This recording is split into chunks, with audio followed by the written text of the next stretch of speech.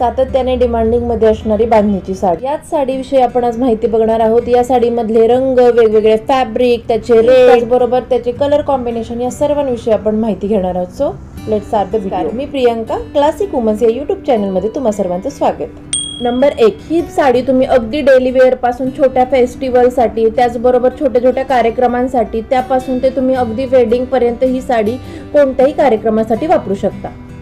Number 2, या साडीची प्रिंटच अशी आहे की या साडीमुळे तुम्हाला अगदी रॉयल लुक येतो, तोही अगदी कमी ज्वेलरीमध्ये। त्याचबरोबर तुम्हाला या साडीच्या ब्लाउज स्टिचिंगमध्येही खूप इन्व्हेस्ट करावी लागत नाही, कारण या साडीचं मेन अट्रॅक्शनच साडीची डिझाईन किंवा प्रिंट आहे।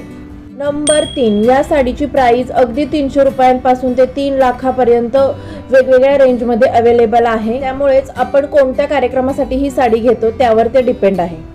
नंबर 4, ही साडी अगदी सर्व एज ग्रुपला एकदम सुंदर दिसते। त्याप्रमाणे आपण आपली पैठणी किंवा इतर ट्रेडिशनल साड्या आपल्या पुढच्या पिढीला देतो, त्याचप्रमाणे तुम्ही ही साडी देऊ शकता। ही साडी कधीच आउट ऑफ ट्रेंड होत नाही। नंबर 5, ही साडी सर्व स्किन टोन वरती, त्याचबरोबर सर्व प्रकारच्या बॉडी टाईप, जर तुम्ही बारीक असाल किंवा थोड्याशा हेल्दी असाल तर ही तुम्हाला साडी ही छान दिसते, कारण याच्यावरची छोटीशी बारीक प्रिंट।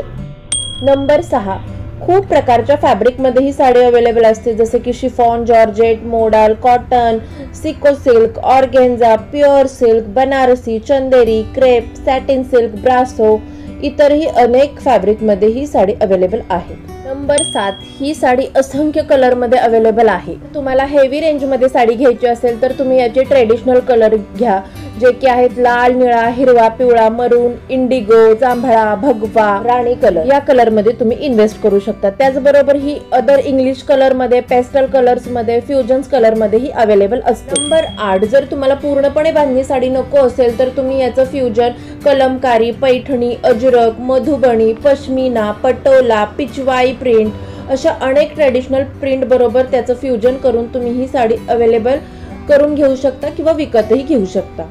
नंबर 9, ही साडी अगदीच लाईट वेट आणि कम्फर्टेबल आहे, त्याच्यामुळे आपण पूर्ण दिवस ही साडी व्यवस्थित कॅरी करू शकतो। जर तुम्ही साडीमध्ये बिगिनर्स असाल तर तुम्ही या साडीचा नक्कीच विचार करू शकता। अगदी प्युअर शिफॉन जॉर्जेट मध्ये स्मॉल लेसची ही साडी तुम्ही परचेस करू शकता। आणि जर तुम्हाला मोठ्या एखाद्या इव्हेंटसाठी घ्यायची आहे आणि जी पण महागातली साडी घ्यायची आहे तर तुम्ही जी सध्या ट्रेंडी आहे, scallop border, half colour combination, dark light combination, sequence, embroidery अशा प्रकारच्या साड्या टाळा, जेणेकरून हा ट्रेंड गेला तरीही तुम्हाला त्या साड्या पुन्हा वापरता येतील। फॅब्रिक मध्ये तुम्ही इन्व्हेस्ट करा, त्याच्या डिझाईन वरती किंवा ट्रेंड वरती इन्व्हेस्ट करू नका। नंबर 10, जर तुमच्याकडे ऑलरेडी एखादी बांधणी साडी असेल तर तुम्ही कोणते ऑप्शन घेऊ शकता, तर लहरिया, बाटिक, मुठडा ह्या प्रिंट बांधणीपेक्षा वेगळ्या आहेत। अनेकदा दुकानात ह्या प्रिंट बांधणी म्हणूनच विकल्या जातात, तर तुम्ही वेगवेगळ्या कलर कॉम्बिनेशन, वेगवेगळ्या फॅब्रिक मध्ये किंवा फ्युजन साड्यांमध्ये इन्व्हेस्ट करू शकता। बरोबर 2 छोट्याशा गोष्टी लक्षात ठेवायच्या। बऱ्याच वेळा ही साडी आपल्याला चुरगळलेली किंवा त्याला छोटे छोटे धागे बांधलेले दिसते, तर ही साडी आपल्याला रोल प्रेसिंग साठी लॉन्ड्री मध्ये द्यावी लागते। सेकंड टिप मध्ये, जर तुम्ही प्युअर मधली ही साडी घेतली असेल